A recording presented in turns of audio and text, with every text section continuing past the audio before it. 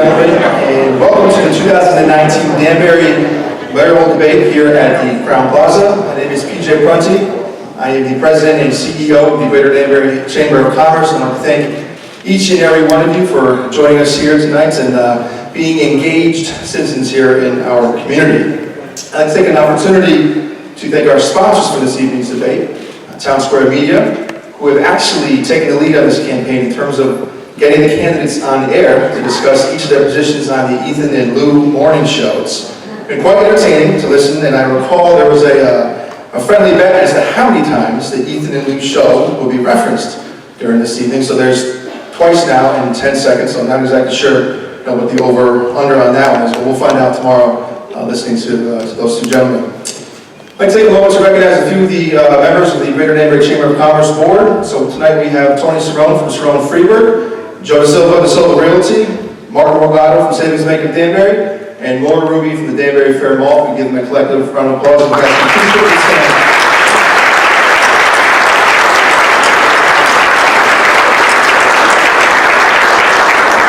Additionally, we are joined by dozens of elected officials this evening. I'd like to recognize and thank them for their service to our community. If I can have all the elected officials who are here this evening rise so we can give you a round of applause, please.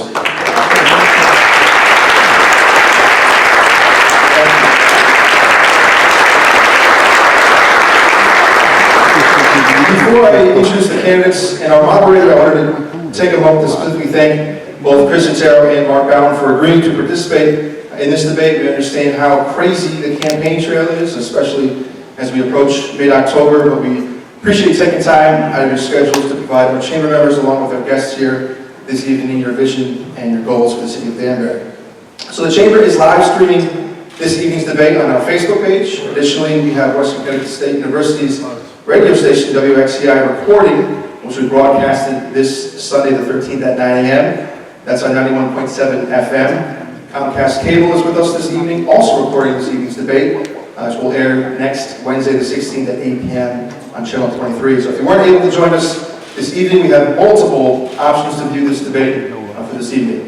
So with that said, let's get to introductions. To my left, Chris Otero, the Democratic candidate for mayor. Chris is a lifelong resident of Danbury. He attended Immaculate High School, UConn, and Catholic University Law School. Chris owns a business in downtown Danbury, the Otero Law Firm, where he represents working people every day. He has been awarded for his community service to our city and has served the city of Danbury as councilman, including as the president of that body for several years. Chris lives with his wife, Carla Silva Otero, on the west side of Danbury. Welcome, Mr. Otero.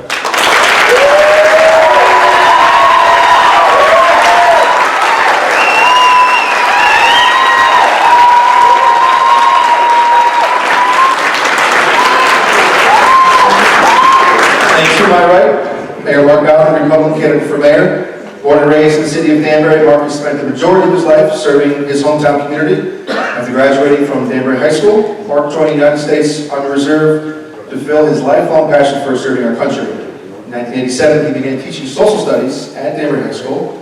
While still teaching in high school, Mark began his career in public service. He served on the Danbury Planning Commission from 1995 to 1998 until his election to the state legislature in 1998.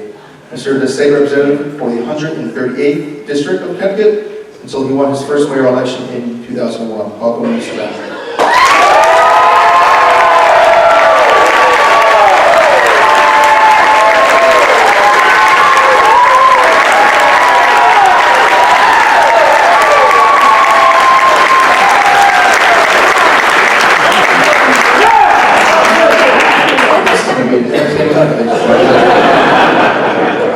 Our moderator this evening is no stranger to Danbury and the Greater Danbury community. A resident of the city of Danbury for 15 years, Carolyn Sistrunk has a Juris Doctorate degree from Wayne State University School of Law, a Master of Arts from the University of Michigan, a Bachelor of Arts degree from Claflin University in Orangeburg, South Carolina. With over 30 years public and private sector executive strategic planning and management experience, Carolyn is the president of MCS Management and Consulting LLC, one of the newest chamber members as of last week, located in Danbury, Connecticut. Most recently, Carolyn served in the community as the executive director of the Housing Authority of the City of Danbury and the president and CEO of the Danbury Housing Development Corporation. Carolyn has been civically active in the Danbury community by membership in board appointments with the Greater Danbury Chamber of Commerce, the Mayoral Park Authority, Habitat for Humanity, the United Way, and Danbury Housing. Ladies and gentlemen, please give me a warm welcome for this evening's moderator, Carolyn Chistron.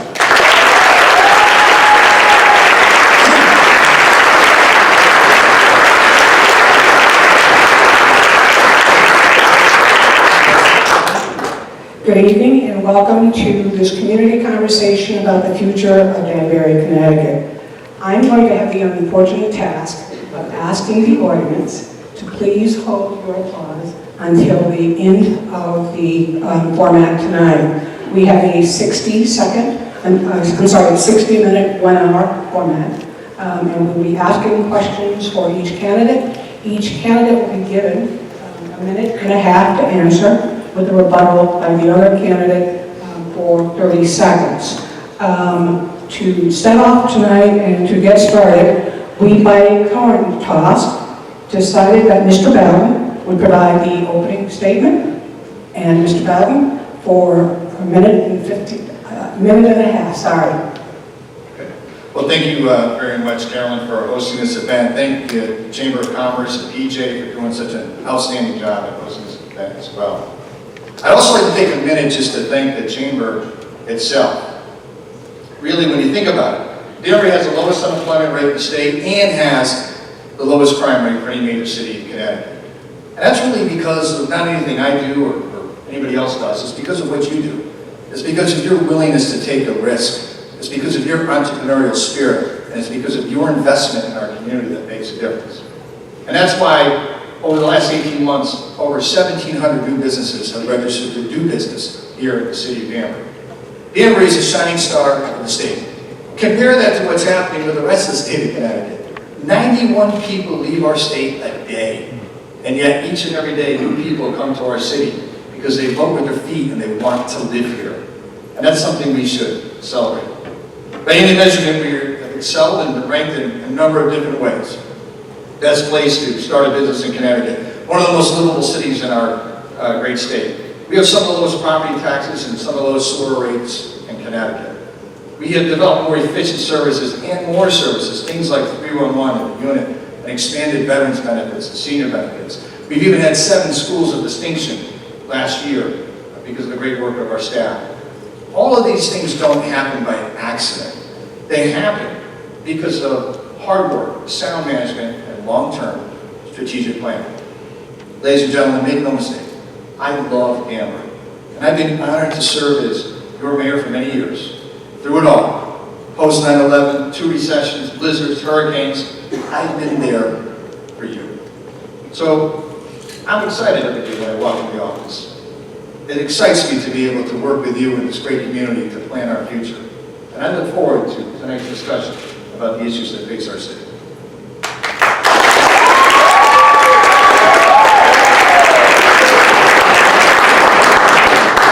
Better.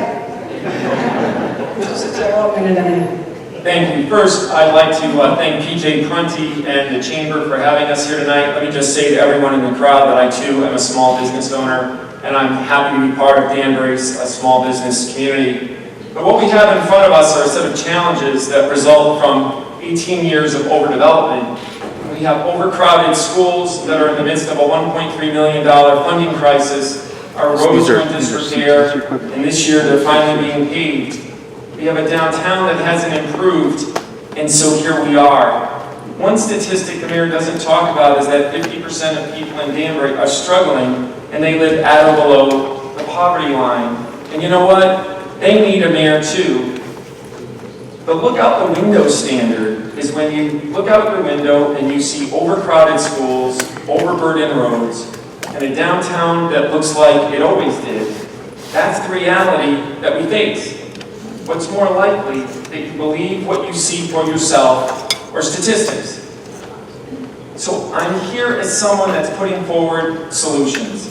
I'm taking a problem solver's approach to Danbury's issues. The 80-hour per week, work until you find a solution approach of a small business person.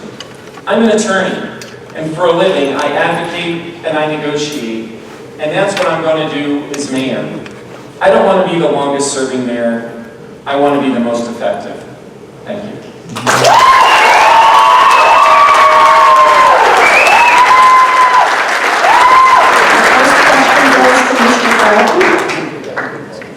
The format for reminding the candidates will be as follows. Mr. Batten will receive for this first question a minute and a half to respond. Mr. Sotero will also get a minute and a half to respond. And then each candidate will get 30 seconds each for rebuttal. Okay? Great. First question is regarding economic development. It is a reality that brick and mortar stores are reinventing themselves in order to stay competitive with the Amazons and the eBays and e-commerce retails businesses on the internet. As mayor, how would you promote the city as an attractive place to open a business and be able to, and for those businesses to be able to thrive in our region? What assets does Danbury have that sets it apart from the rest of the region? Well, I think the best asset that we have are small and medium-sized business folks that are out there. Those are the people every day that employ between 5 and say 20 people that struggle to meet payroll, that do all the things that they have to do to be able to put people to work every day. But I have to tell you, the state hasn't made it easy. And just recently, with the new payroll taxes implemented, $1.7 billion in taxes, redundant, ridiculous paperwork, needless inspections, it makes it painful to do business in the state of Connecticut. And that trickles down to Danbury. And so I think the best thing that we can do as a city government is to work hard and partner with our small businesses. That's why I created the Office of Small Business Advocacy. We have an individual who's run and owned a small business for many years, gets it, understands what's involved with that, and goes out and works each day with a new business to try to help them bring up to speed. In addition to that, we've begun a process of highlighting new businesses throughout the city. And each Wednesday we go out and take pictures. That's why Danbury was named as one of the most business-friendly communities in the state of Connecticut and the best place to start a business in the state of Connecticut. It's because we partnership with our small business and medium-sized businesses. We understand the risk that they're putting out there, and we want to help them be successful.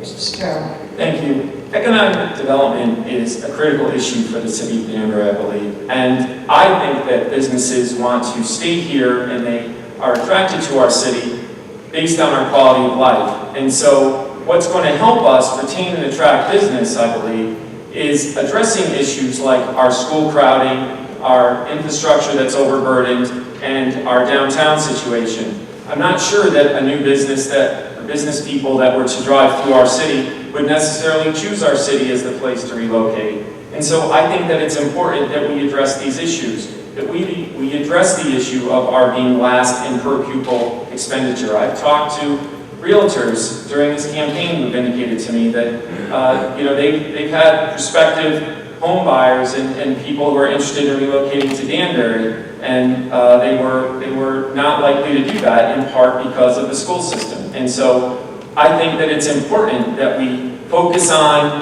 the quality of life issues that make our city strong, and that's why in this campaign we've talked about our plans for having an idea about going forward and having a strategic plan for our school overcrowding, about paving our roads through a bond issue, trying to alleviate traffic congestion, and doing something about our downtown, having a mayor who's an active advocate with the business community to make a dining and entertainment district, to make it attractive for people and for business. And so I think that these quality of life issues are critical, that our city's best days are ahead, but that we need to address these issues if we're going to retain and attract business.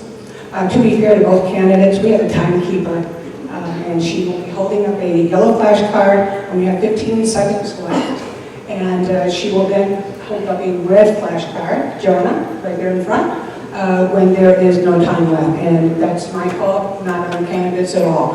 Mr. Batten, rebuttal, 30 seconds. Yeah, look, the mayor has to be the chief cheerleader for the city. And, I'm not really sure why my opponent spends most of his time dumping on Danbury and saying how bad it is. The reality is, when you look at the last 18 months, we registered more new businesses than any other place in the state of Connecticut. They want to come here because we're at the intersection of I-84, 684, because we have an airport, because we have the largest mall in New England, because we have people with discretionary disposable income. Danbury is succeeding, and it's succeeding because we all work together and because we all are cheerleaders for our community.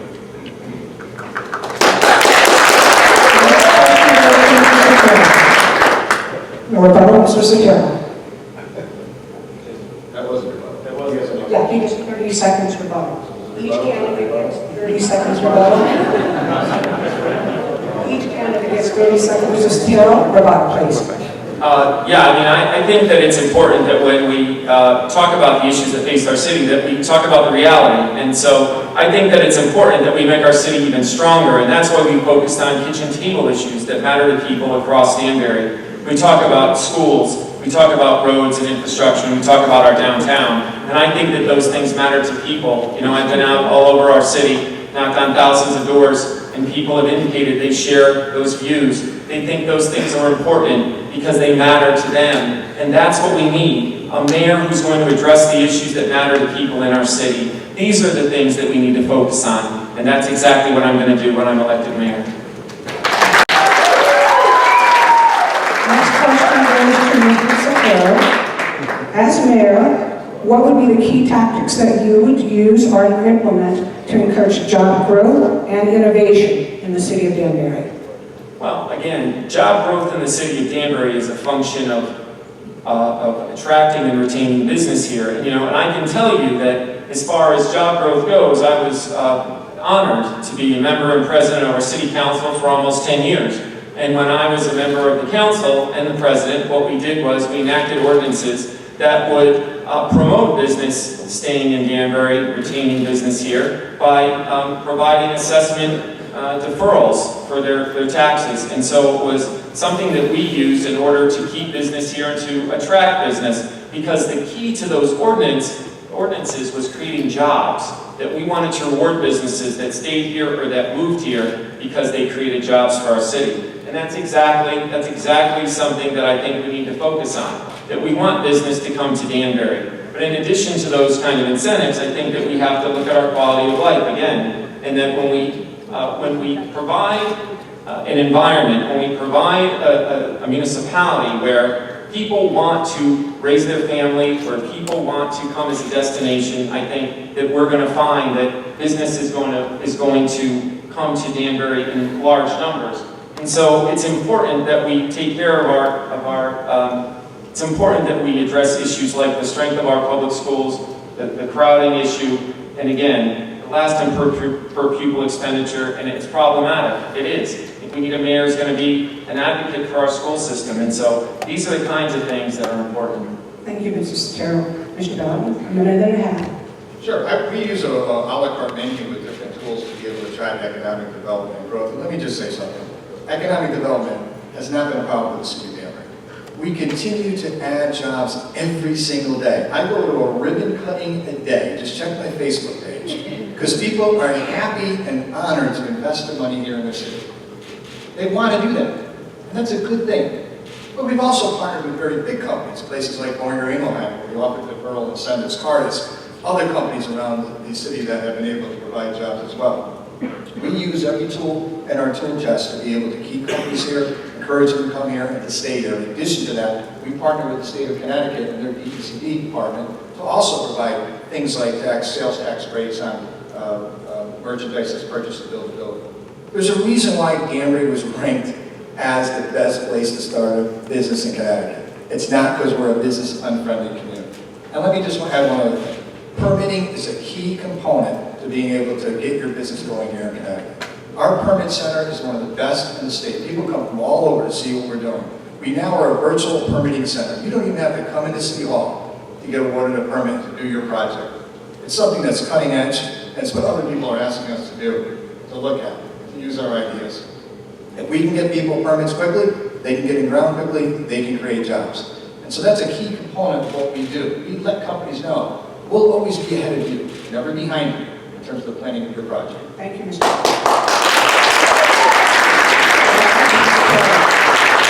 I think that a key factor in economic development is also our mill rate and taxes. And so, you know, one of the things that I think that these businesses look at, and so do their employees, is the cost of living in the city of Danbury. And so, you know, this year taxes weren't raised, but taxes have gone up 25% over the last 10 years. And so I think that people are going to look at the mill rate and they're going to determine whether or not this is a good place to make an investment. And it's important It's important that we weigh people's ability to pay, and that it has an effect on all aspects of our economic development. Taxes are a key component, I think, in any decision to start a business or to stay in a community. And so I think that we need a mayor who's going to be focused on our mill rate and focused on our ability to spend.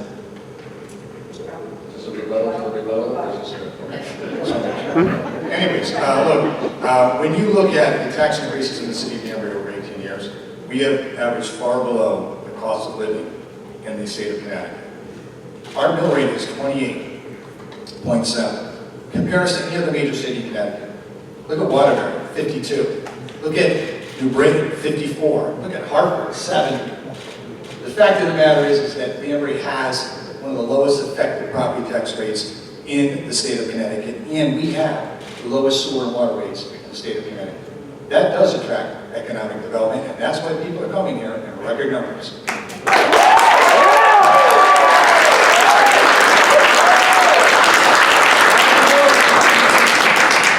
Many would say that we're at a very crucial point. This goes to Ms. Bowden, a pivotal moment in terms of the future of downtown Danbury.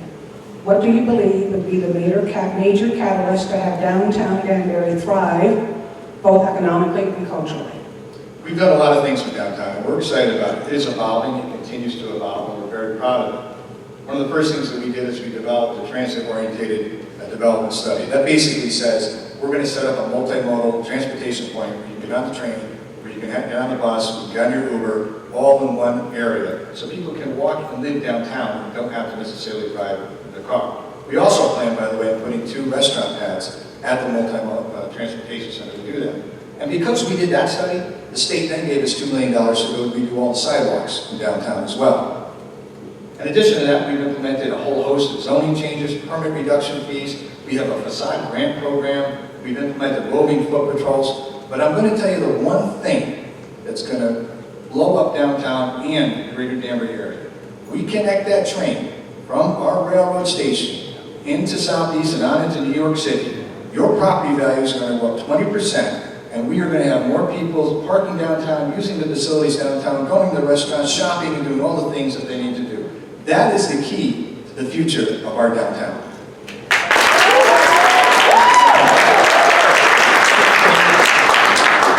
I think that what we need is a mayor who's going to view downtown as a priority. Over the past 18 years, our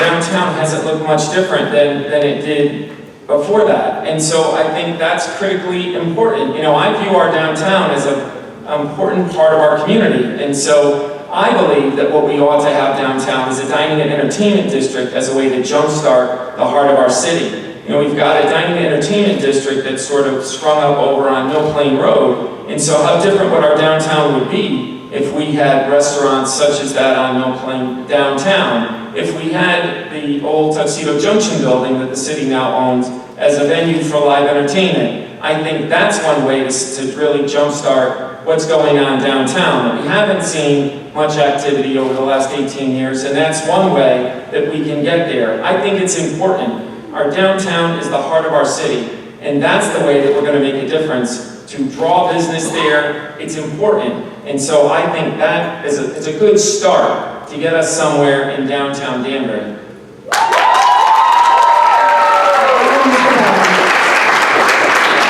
Well, look, Chris just said it. He said, downtown doesn't look much different than the last 20 years. Well, he was on the council for 10 years, so it looks the same as when he was there. So he wasn't able to do all these things that he says he can do now either. We each have a record that we have to run.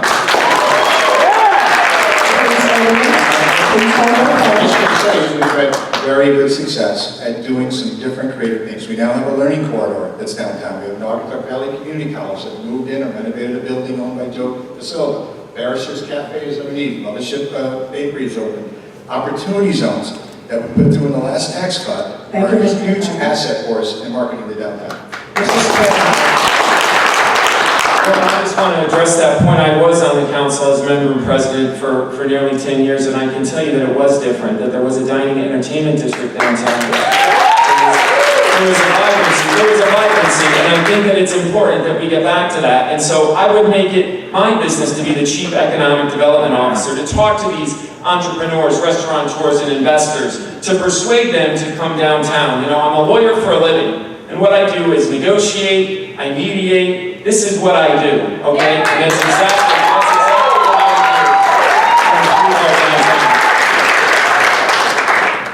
I'd like to gently remind the audience again. Every second we take for applause and our reactions, we're taking away from the hour that we can hear the candidates address their vision for Danbury. So respectfully, would you hold your applause until the end? A lot of energy in the room, and I love it. Please.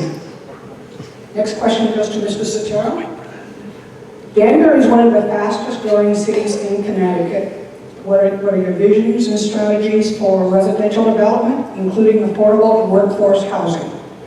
Well, let me just say that Danbury has grown significantly over the last 18 years, and that's part of the issue here, right? The zoning regulations were changed 18 years ago at Exit 2 in the reserve, and now we have what results from 18 years of overdevelopment. We have schools that are bursting at the seams, we have roads that are in disrepair, and we have a downtown that looks the same as it ever did. And so I think that when you ask what are we going to do about development in the city of Danbury, I think that we want to take a close look at how we do that. Because right now what we have is a city that's got to catch up. There was no plan, and we need a plan to manage the growth in the city of Danbury. I think what we can do that's going to be smart, to be quite frank, is that we need a plan for our schools, for our infrastructure of the school system, and what we have to do is we need to pave our roads and improve our infrastructure to try to relieve traffic.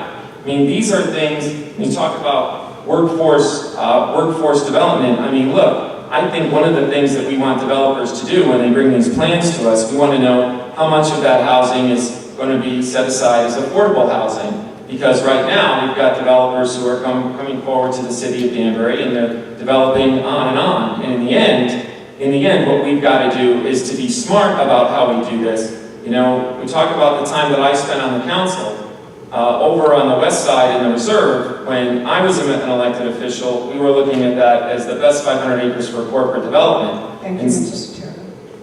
Mr. Patton. Sure.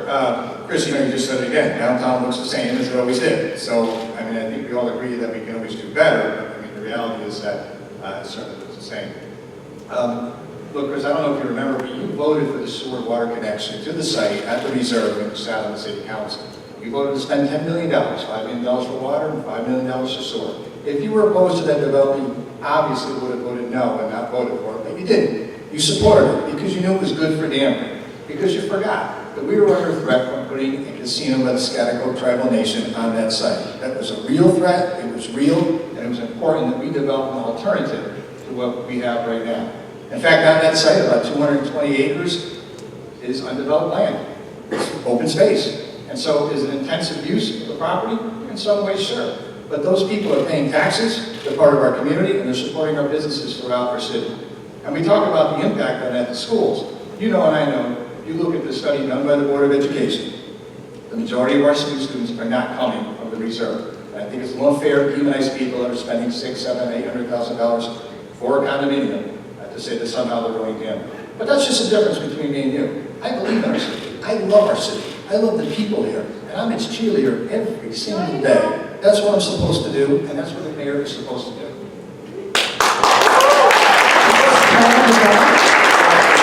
As far as running sewer and water out to the reserve, I mean, I can tell you now, running sewer and water and having unbridled residential growth over an 18-year period, I think, are two very different things. Sewer and water is to promote economic development, and so even the kind of economic development that we talked about when I was an elected official in terms of commercial development or a stadium, those are the kinds of things we would have needed those services out there in any event. As far as the casino goes, I mean, I haven't seen a rush of casino entrepreneurs lining up in Danbury lately, and so I think in the end, we've had an abundance of growth that's hurt us. Mr. Bowden. No, I just would say that, Chris, you knew that sewer and water connection was specifically for the reserve plan of development, the PND, it was set up, it was voted on, and you were involved and aware of that. And I will also say that your 10 years that you were on the city council, You talk about always having a plan. You had no plan. I had to go to the legislature and get them to pass a law to say if the city doesn't do its plan of development, that we can withhold state funds because you wouldn't fund the plan when you sat as president of the city council. So at the end of the day, to talk about all of these different plans that you have, when you had the opportunity to do it, you didn't do it. Thank you.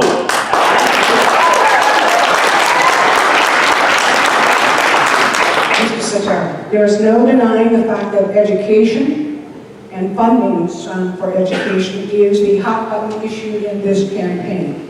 What are the top priorities and challenges you would face with the city's public schools, and what would be your strategy for resolving those issues? What we've had in our public schools right now is, I have to tell you, just growth that is beyond what is reasonable, and we don't have a plan. And so what we need is a plan for our school infrastructure. Right now, you've got just this year, there were, in 2 weeks into the school system, a $1.3 million funding crisis when there were 600 children that showed up to the schools. And so there were 350 that were not expected. I'm not sure how that's possible with thousands of units over on the west side. But that's what happened. And so what I'm proposing is that we have a community commission of parents, teachers, administrators, and facilities experts so that we can have a strategic plan, not for 1 year, but for 20 years for our school facilities. Right now, what we do is every 3, 4, or 5 years, we bond another $20 or $50 million for another edition. I don't think that that's smart. I think that we need a strategic plan, and this is the way to deal with that. Danbury's also last in per pupil expenditure. I don't think that's a badge of honor. I don't think that's good. I think the teachers and the students need the resources to succeed. And right now, we spend $100,000 on a lobbyist to lobby for the city of Danbury and the legislature. I don't think we need that. Budgeting is a matter of priorities. I will be the chief lobbyist for the city of Danbury in Hartford so that we get the funding, work with our legislative delegation to increase our funding to improve our school system. I think that the process of improving our school infrastructure is going to be inclusive, and I can tell you from having spoken to voters, it's very popular. Thank you.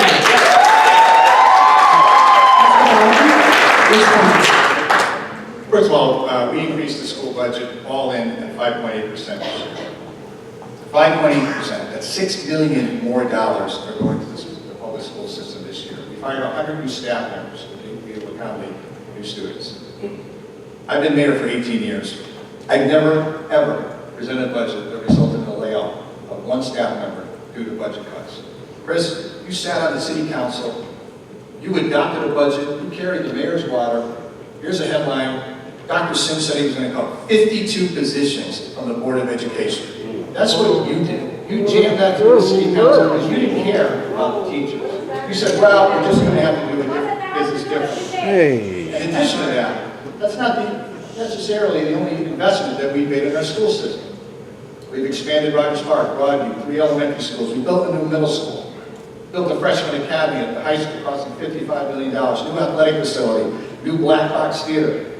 And our 2020 plan to be able to find space for students has worked. We've accommodated over 1,200 new students since we started that plan in 2012. And we continue those discussions. We met this week to begin the next phase of being able to accommodate new students. And let me just say, last year, we had 7 schools of distinction. 7 schools of distinction in the city of Danbury. The only other community in the entire state of Connecticut was Greenwich. Greenwich spends $19,000 a kid. I think our staff are getting it done, and getting it done in a big way.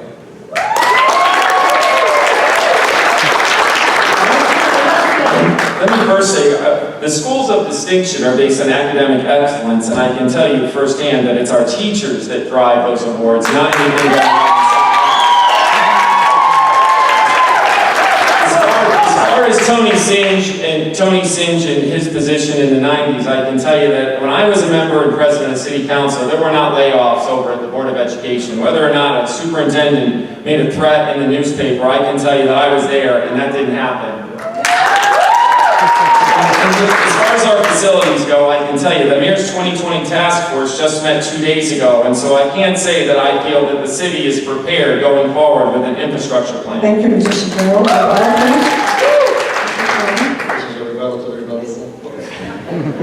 It doesn't matter whether the teachers got laid off, by the way, some of them did. You voted to do it. Money didn't come through from the state until well after this. You made the vote knowing that you were going to lay off staff members. So you can't get away and say, well, you know, that didn't really happen, so it didn't happen. But at the end of the day, I absolutely agree it's the staff that's responsible for those schools of distinction. And we're proud of them and the work that they did. And we continue to salute them and honor them for all the work. I was a teacher for 14 years. I have a master's degree in educational psychology. I'm still a certified teacher in Connecticut. I get it. The next question goes to Mr. Galvin.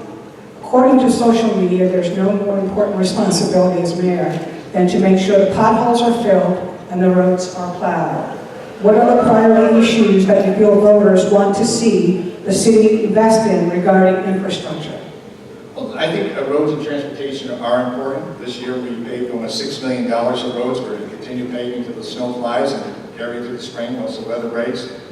We've paved over 20 roads, representing roughly 65 miles. In addition to that, we're going to be rebuilding several roads with drainage and curves and so forth. We've acquired new parks to add new open space. We're going to be replacing 3 new bridges in the city. We're adding new recreational facilities. We replaced every single tennis court in the city of Danbury. And in addition to that, we're updating and upgrading our wastewater treatment plant, a $75 million project. By the way, that's sustainable, will allow us to make our own diesel fuel to be able to power our trucks and our bulldozers and save us some money. We've also made significant improvements to Richter Park as well. All of those things enhance and help the quality of life. Transportation is something we do in partnership with the state of Connecticut. That's why Route 37 is currently being worked on. North Street, Route 6, the I-84 corridor project. And again, finally, the biggest transportation move that we can make is getting that train connected into Southeast. If we do that, 70% of the traffic that you see jammed up over here at exit 1 and 2 every night and every morning are commuter traffics in and out of New York. If you do that, get those people out of the cars and into the train, we will be able to help in terms of being able to move people around our city. I can tell you that I've been all over our city talking to voters, and I can tell you that one of the biggest issues facing our city, in which people are interested, is infrastructure.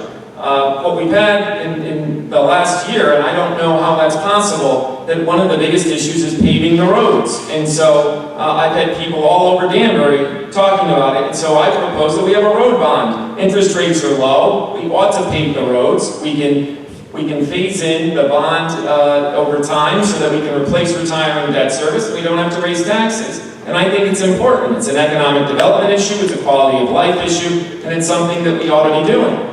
I'm not sure how the traffic in this city is unbelievable because of the overdevelopment. Try to get from one side of Mill Plain Road to the other at rush hour, and you know what I'm talking about for those of us that live on the west side. And so I think that part of that plan ought to be a traffic study so that we can come up with ideas, plans going forward so that we can alleviate traffic in our city. I think infrastructure is very important and the people of our city are aware of it. That's why I've said from the beginning, these kitchen table issues are critically important. Paving the roads, having a strong school system, having a downtown that's vibrant. People are focused on these issues that live in Danbury. They want a mayor that's going to respond to the issues they feel are important. I know this is an important issue, and I'll get the job done. The reason that we have traffic building on Mill Plain every night is because traffic is blocked on I-84. There's actually a very robust plan to widen 84 from exits 1 to 18, which will help at Joe Point in terms of here. But the most important thing we can do is get people out of their cars and into mass transit. That is critical if we're going to be able to move about the city freely. In terms of road bonds and paving and all this stuff, we do all those things already. We've already done a traffic study, the transportation plan. I certainly recommend you come look at it. It's sitting right in the planning office, and we have slowly worked our way through and done things like widen Cedar Street and other programs that are in there as we continue to do that. So while I certainly understand it's an important issue, we have to look at the city in a comprehensive fashion in terms of transportation. Yeah, I just think over an 18-year period that we haven't seen an alleviation of traffic. We've seen traffic that's gotten worse. And so this is what I'm trying to say. Whatever study that the mayor is referring to, I'm telling you, it hasn't been implemented. And it's 2019, it's not 2001. And so I think that it's time to have an updated study. I think we have to pave the roads. and it's an important issue. You know, it seems like a very simple issue, but I'll tell you, I've been to over 4,000 doors. It matters to voters. If it matters to people, it's going to matter to me.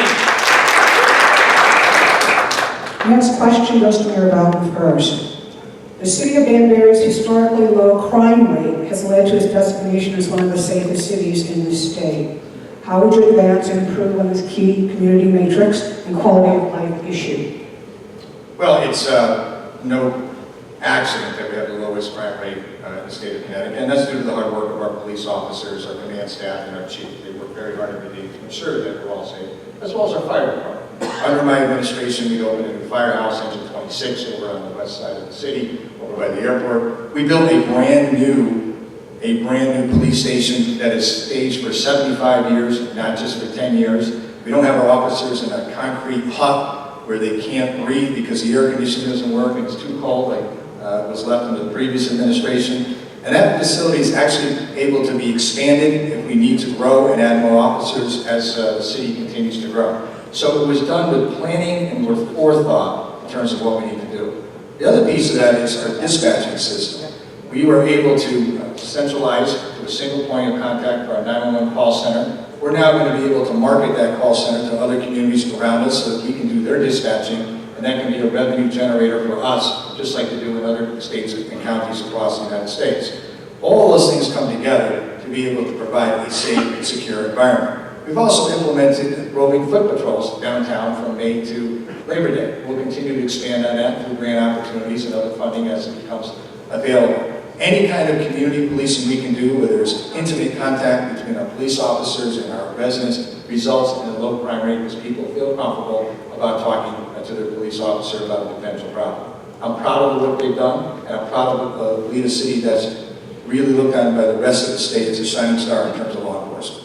Thank you. Mr. Sotero, response. Yeah, let me just say I believe that we have a tremendous police department, and I know that we're all proud of the hard work the men and women of our police department do every day. But I do believe that there's more that we can do to improve the public safety in the city of Danbury. The first thing is that for a period of years, there's been 132 sworn officers when the collective bargaining agreement calls for 154. And I think one way that we can improve community policing downtown and get back to a community policing program is by filling the table of organization so that we actually have 154 officers. I think that it's important that we take a look at our privatized 911 system. There have been instances where that hasn't been effective and that hasn't been better for the people of the city of Danbury. I believe that we need to create a street crimes unit. That was called for in the last collective bargaining agreement and it still hasn't been created. That unit would address issues like robbery, auto theft, two of the statistics that have increased over a period of time. And lastly, I believe that there's a letter that was promulgated by the U.S. Conference of Mayors that would call for background checks and waiting periods in terms of gun control. And I think one thing that we can do to support our police officers is to have a mayor who would sign that letter. It's exactly what I would do.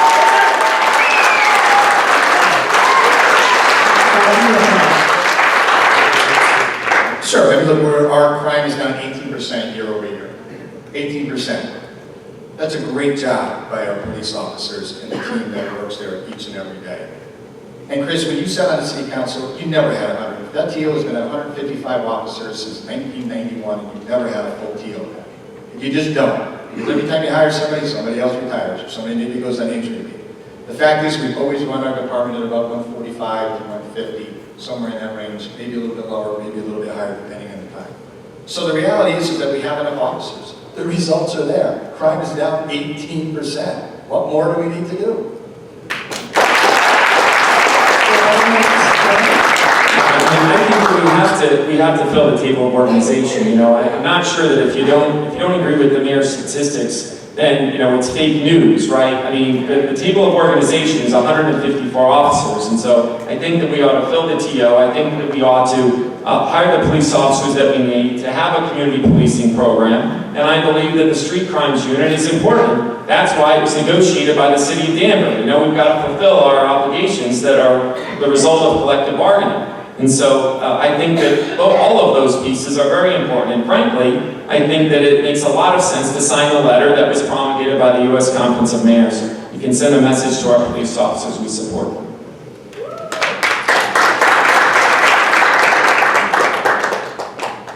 Mr. Bowden? Wait, is this a rebuttal to the rebuttal again? Next question. Immigration. Danbury's immigrant community continues to grow.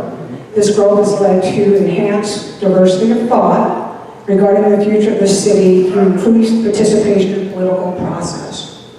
As mayor, describe policies and strategies that your administration would further to enhance the inclusion of the immigrant community in the city's business, civic, and political process.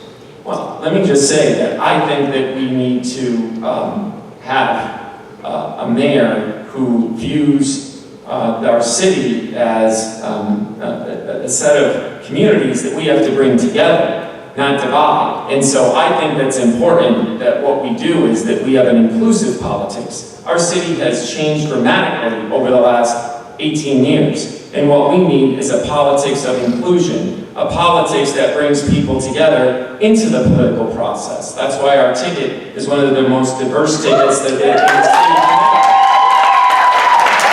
It's important to reach out, and that's why our policies, especially regarding schools, has to do with inclusion of people, and it's just an example, right? I mean, I think you have to practice what you preach, and so that's why, when I talk about improving our facilities, our infrastructure in the school system, it's not just the outcome, it's the process. People want to feel included, and they want to have their voices heard, and I think that's an important part of leadership, that we have an inclusive politics. Whether it's through running for office, whether it's public hearings. I've had voters say to me, if you were elected mayor and you enacted your commission to make recommendations for a strategic plan for the schools, would there be a public hearing? They said we could have 7 public hearings, 1 in every ward, because it matters. People want to be heard. And so I think this matters, right? When the mayor talks about being a cheerleader. I think that what we need is a cheerleader for our diversity.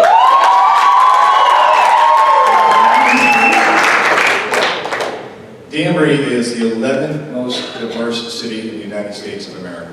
That is a badge of honor for us. I'm proud of our city and all the many different. Oh, yes,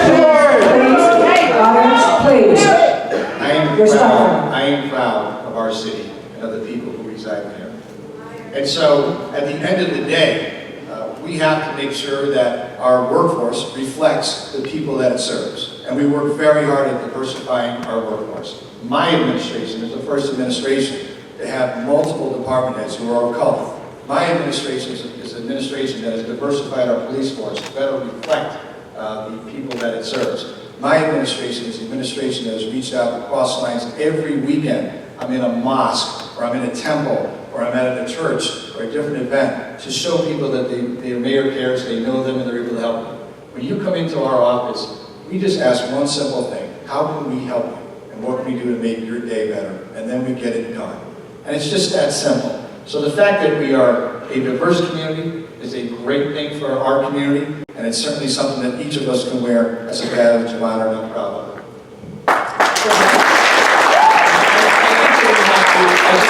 We have to respect diversity, right? I think that we need a mayor who's going to respect diversity, and I think that it's important. And here's what I'm not going to do, right? What I'm not going to do is to deputize the police department to then get in an unmarked van and pick up 11 day laborers, and then get sued in civil rights suit that cost the taxpayers hundreds of thousands of dollars to resolve. That's what I'm not going to do, right? I want to be an inclusive mayor who reaches out to the communities of our city because it matters.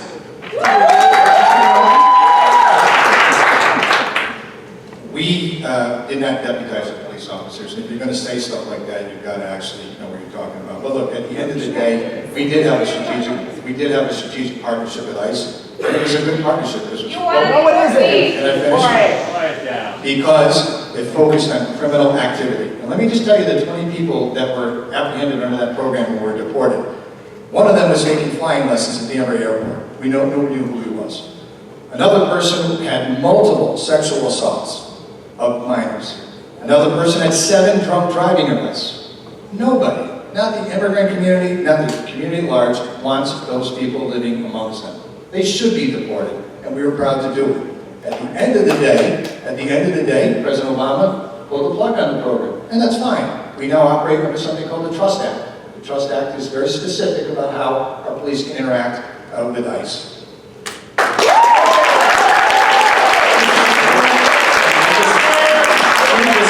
When it comes to criminal activity, I think that we have a great police department to enforce the law, no matter the background of the people, right? That's the point. The point is that any kind of, if there's criminal activity, then we have a police department to address that. And so I'm not arguing that we shouldn't pursue criminals in the city of Danbury. What I'm saying is that we need a politics that proffers forward policies that are inclusive and that respects diversity. We're now coming to our last question before closing statements. First to Mr. Bowden, sorry. Continuing from this morning's business support of the arts breakfast, many studies suggest that arts and economic development have a very strong connection to one another. How do you feel the arts impact our local economy, and what initiatives would you focus on as mayor? Well, I think we had a great event this morning. Congratulations to Lisa Scales and all the great work that she does in promoting the arts. And just sort of, whether it's big or small in terms of the event, visual, performing, whatever, she's very good at what she does. Even in my own office, in the hallway on the 3rd floor, we have an accessible art program where each month a different artist is featured and they can put their work product up on the wall and we have a showing and people come and look at it. So that's little things that we do to tell people that we care. But then there's bigger projects that are out. We have a great performing arts center at the Ives Concert Park. We have a wonderful Palace Theater that is privately owned and puts on terrific shows each and every day. We have utility boxes that have been painted to reflect the community and by different artists. We've had sculptures that have put sculptures up and down Main Street on paths that the city built there. All of those things come together to address the quality of life of the city, and it's good to have, and it's certainly interesting to have as well. Our biggest project we're working right now is twofold. One is to restore the Richter House, because that's a really important part of the visual arts program. We've just signed contracts totaling about $1.5 million to put work in there so people, including students, can come and show their art and receive awards and have showings. In addition to that, we're completing negotiations on acquiring the First Congregational Church across the street from City Hall. That sanctuary has some of the best sound characteristics of anywhere in the state of Connecticut. It can seat 800 people. And we can make that a performing arts center that all can use, big and small. It's a beautiful facility and something that we're very excited about. Thank you, Mr. Bowden. Mr. The arts are a critical component of our city, and it's also a critical component of downtown revitalization, in my view. When I talk about a dining and entertainment district downtown, what I'm also referring to are the arts. And I think that it's important that what we do is that we can both revitalize our downtown and promote the arts at the same time. We can partner with great nonprofits like the Cultural Alliance. Lisa Scales does a tremendous job. Lou Wallace is the president of their board. Former state representative is an outstanding leader in that regard. But the bottom line is that the arts are critically important to our city, and we just don't see the support there. I mean, the Ives Center does not have the programming that it once did, and I see downtown as the place to promote the arts, so that in fact we can help revitalize our downtown. But it needs the support of City Hall. And so, over 18 years, we haven't seen the needle move on the arts, right? We haven't seen the kind of opportunities downtown that would help revitalize our city center. And so I think it's important, and it's something I would get behind, both in the nonprofit area, as part of it being sponsored by the city. I think it's got to be part of our downtown revitalization plan. I think it's important, and it's something I would support.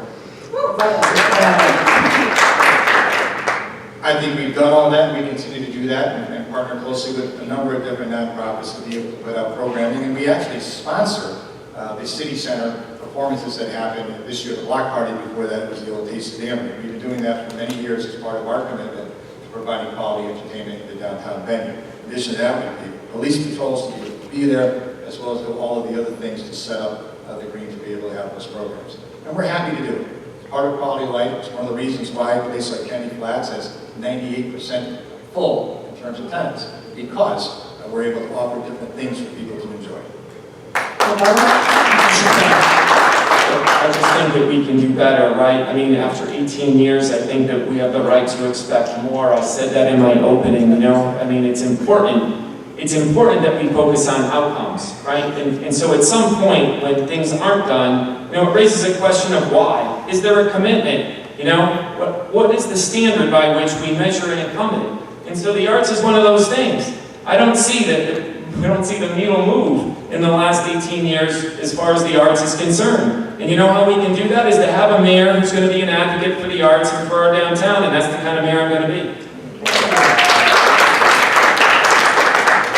We now move to closing statements, and by agreement and a coin toss, Mr. Sotero will go first for 2 minutes. Thank you.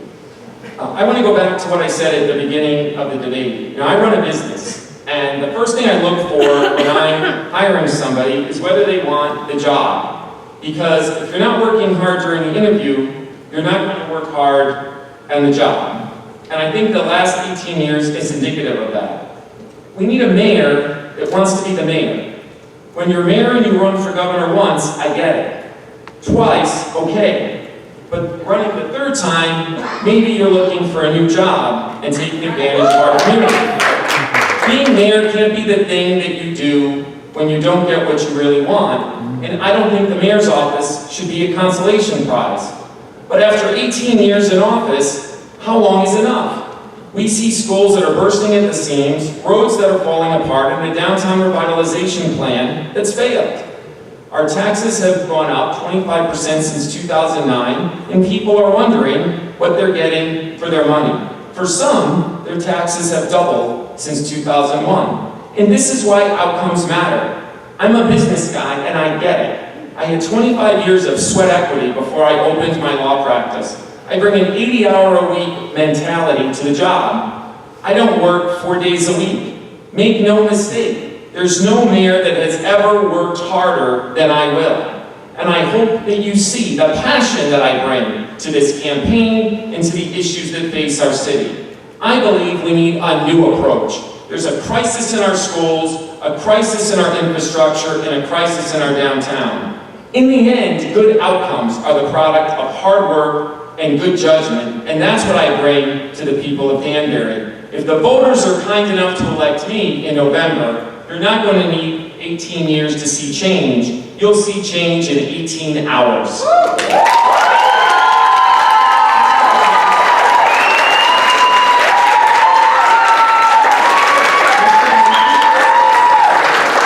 Thank you, Carolyn, for being our moderator. We appreciate it. Thank you, PJ, for doing this debate tonight. We appreciate it. Very quickly, I just want to summarize some of the things that we talked about tonight. Look, do a little bit of scratch on an envelope and figure out everything that Chris has proposed tonight. Your taxes are going to go up $1,800 for every home in this city. $1,800. Think about that. And ladies and gentlemen, as I said in my opening remarks, I've been honored to lead our city in good times and bad for 18 years. I don't shy away from that. I'm proud of it. Because I'm proud of our city. I'm a cheerleader for Danbury. I don't dump on Danbury. And you know why I'm proud of it? Because we've had 18 balanced budgets. We've had 18 years of the strongest economic growth in the state. We've had 18 years of being one of the safest cities in Connecticut. We've had 18 years of low unemployment, some of the lowest unemployment rates in the state. We've had 18 years of the highest bond ratings ever in the history of this state. We've had 18 years of working with some of the most diverse people in the United States of America. It's been 18 years of working on a bipartisan basis together. Democrats have voted, including you, Chris, have voted my agenda.